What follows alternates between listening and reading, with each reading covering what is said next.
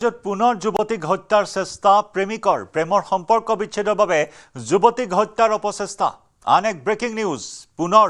যুৱতী হত্যাৰ চেষ্টা প্ৰেমিকৰ মৰিগাঁৱৰ মিকিৰভেটাত সংঘটিত হৈছে এই চাঞ্চল্যকৰ ঘটনা প্ৰেম প্ৰত্যাখ্যানৰ বাবে প্ৰেমিকাক ৰদেৰে আক্ৰমণ যুৱকৰ পূৰ্বেও যুৱতীগৰাকীক ব্লেকমেইল কৰাৰ লগতে ৰিবুলে মাৰপিট কৰিছিল বুধবাৰে নিশাও যুৱতীগৰাকীৰ ঘৰলৈ গৈ যুৱতীগৰাকীক আক্ৰমণ কৰে এজাহাৰ দাখিল কৰিবলৈ যোৱাৰ সময়তে যুৱতীগৰাকীক আক্ৰমণ যুৱতীগৰাকীৰ পৰিয়ালকো পথত আক্ৰমণৰ চেষ্টা ৰিবুল আলীৰ এই ঘটনা সন্দৰ্ভত দুই ভাতৃসহ ৰিবুল আলীৰ বিৰুদ্ধে এজাহাৰ এতিয়াও পলাতক অৱস্থাত আছে অভিযুক্ত ৰিবুল আলী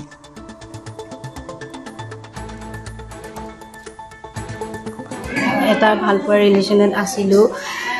প্ৰায় 5 বছৰ ধৰি মই ৰিলেশ্যনটোত আছিলোঁ 2 বছৰ ধৰি ব্ৰেকআপ হৈছে ল'ৰাৰ নাম হ'ল ৰিবুল আলী আৰু 2 বছৰ ধৰি যেতিয়া ব্ৰেকআপ হৈছে তাৰ তাত কিছু ফটো ভিডিঅ' আছে এই ফটো ভিডিঅ'খিনিলৈ সি মোক বাৰে বাৰে ব্লেকমেইলিং কৰি থাকে যে তুমি মোৰ লগত নাথাকিলে মই এই ফটোখিনি ভাইৰেল কৰি দিম তুমি মোৰ লগত ৰাতি থাকিব লাগিব ফিজিকেল কৰিব লাগিব নহ'লে এই ফটো ভিডিঅ'খিনি ভাইৰেল কৰি দিম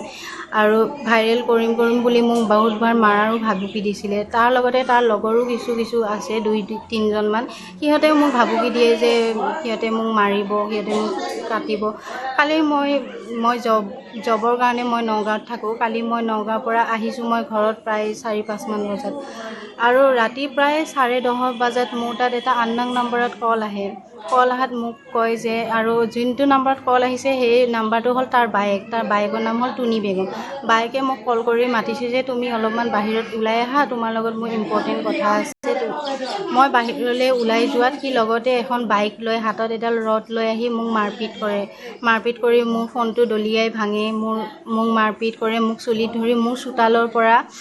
চোতালৰ পৰা ৰাস্তালৈ মোক টানি চুচৰাই নি তাতে মোৰ ঘৰ মানুহে চিঞৰ বাখৰ কৰাত তাতে মোক এৰি থৈ যায়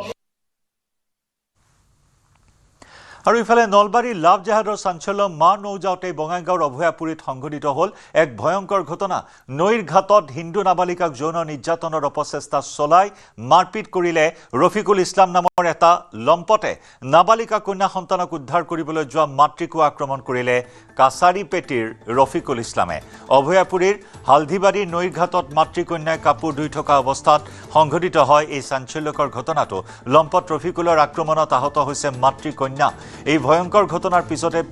পীড়িতাৰ পৰিয়ালে ন্যায় বিচাৰি কাষ চাপিছে বৰঘোলা আৰক্ষীৰ ইপিনে ঘটনাৰ পিছৰে পৰাই পলাতক অৱস্থাত আছে অভিযুক্ত ৰফিকুল ইছলাম হিন্দু নাবালিকাক মুছলমান যুৱকে যৌন নিৰ্যাতনৰ অপচেষ্টা চলাই আক্ৰমণ কৰাৰ ঘটনাক লৈ সমগ্ৰ অঞ্চলটোতে বিৰাজ কৰিছে তীব্ৰ উত্তেজনাই অভিযুক্ত ৰফিকুলক শীঘ্ৰেই কৰায়ত্ব কৰি উচিত শাস্তি বিহাৰ দাবী স্থানীয় দল সংগঠনৰ এজনী ছোৱালী আৰু ছোৱালীৰ মা হালদিবাৰী নদীৰ ওচৰত গা ধুই থকা আৰু কাপোৰ ধুই থকা অৱস্থাতে নদীৰ সিপাৰৰ পৰা এজন বাংলাদেশী মূলৰ মুছলমান হাতুৰি আহি ছোৱালীজনীক প্ৰথমে হাউতি ধৰি আক্ৰমণ কৰে তাৰপিছত ছোৱালীজনীৰ মাকে ছোৱালীক ৰক্ষা কৰাৰ কাৰণে আগুৱাই যোৱাৰ ফলত ছোৱালীৰ মাককো আক্ৰমণ কৰে তাৰপিছত তেনেকৈ এটা ভালেখিনি সময় হুলস্থুল হৈ থাকে সেই পৰ্যায়তে চিঞৰ বাখৰ কৰাৰ ফলত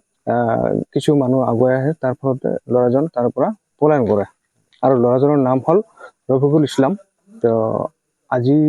বৰগোলা আউটপোষ্টত এখন এজাহাৰ দাখিল কৰিছে তো আমাৰ ৰাষ্ট্ৰীয় প্ৰশাসনৰ দাবী যে 12 ঘণ্টাৰ ভিতৰত সেই কাল্পিতক গ্ৰেপ্তাৰ কৰি উচিত শাস্তি দিয়াৰ কাৰণে ব্যৱস্থা গ্ৰহণ কৰক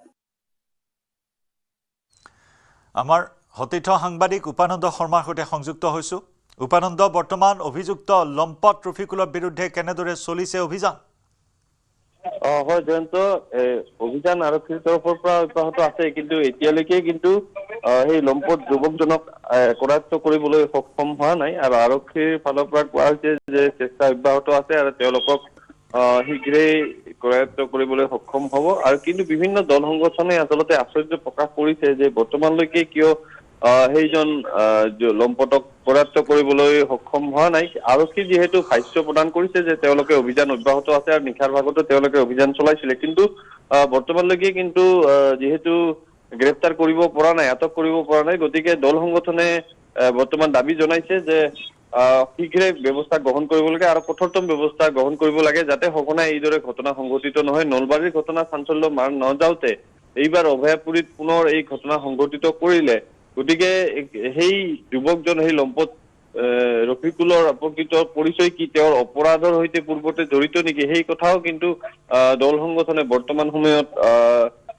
দাবী উত্থাপন কৰিছে তদন্তৰ আওতালৈ আহিবলৈ। আৰু যিহেতু এতিয়ালৈকে সেই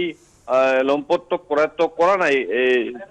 যিসমূহ দল সংগঠন আছে তেওঁলোকে নিজৰ প্ৰতিক্ৰিয়া কিন্তু আমাৰ সৈতে ব্যক্ত কৰিছে আৰু শীঘ্ৰে আৰক্ষীক কঠোৰতম ব্যৱস্থা গ্ৰহণ কৰিবৰ কাৰণে দাবী উত্থাপন কৰিছে। ৰফিকুল সন্দৰ্ভত আৰু কেনেধৰণৰ তথ্য প্ৰকাশ পাইছে এই মুহূৰ্তত উপানন্দ? পূৰ্বৰ পৰা এনেধৰণৰ অপৰাধত লিপ্ত আছিল নেকি, বা পূৰ্বৰে পৰা এই নাবালিকাগৰাকীক টাৰ্গেট কৰি আছিল নেকি এই লম্পটটোৱে? জয়ন্ত, আৰক্ষীৰ ফালৰ পৰা তদন্তৰ স্বাৰ্থত বহুখিনি কথা এতিয়া প্ৰকাশ কৰা হোৱা নাই, যিহেতু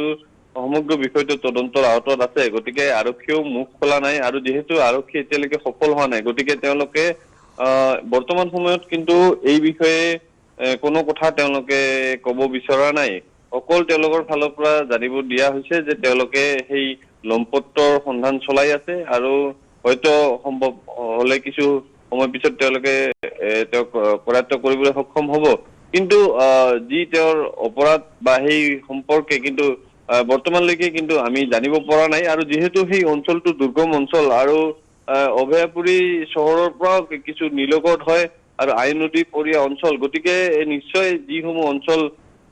থাকে সেই যুৱকজন নিশ্চয় কিবা তেনেধৰণৰ অপৰাধ চক্ৰ বা তেনেধৰণৰ ঘটনাৰ সৈতে পূৰ্বতেও জড়িত থাকিব পাৰে, সেয়া সন্দেহ বিভিন্নজনে কৰিছে। গতিকে আৰক্ষীৰ তদন্তত হয়তো সেই কথা পোহৰলৈ আহিব আৰু আৰক্ষীৰ হাতত ধৰা পৰিলে গোটেই তেওঁলোকৰ কি উদ্দেশ্যে কেনেধৰণৰ ঘটনা কি কাৰণত সংঘটিত সেইখিনিও পোহৰলৈ আহিব। আৰু যি ধৰণে ঘটনা সংঘটিত কৰিছে সেই কথা চাই নদী এখন সাঁতুৰি আহি গোপনে আহি সেই নাবালিকাজনীক যৌন অতিশয্য চলালে, মাতৃক আক্ৰমণ কৰিলে, গতিকে নিশ্চয় তেওঁৰ আঁৰত কিবা অপৰাধী চক্ৰৰ সৈতে জড়িত থাকিব পাৰে বা অপৰাধী কাণ্ড কাৰখানাৰ পূৰ্বেও জড়িত থাকিব পাৰে বুলি সন্দেহ ব্যক্ত কৰা পৰিলক্ষিত হৈছে। ধন্যবাদ উপানন্দ।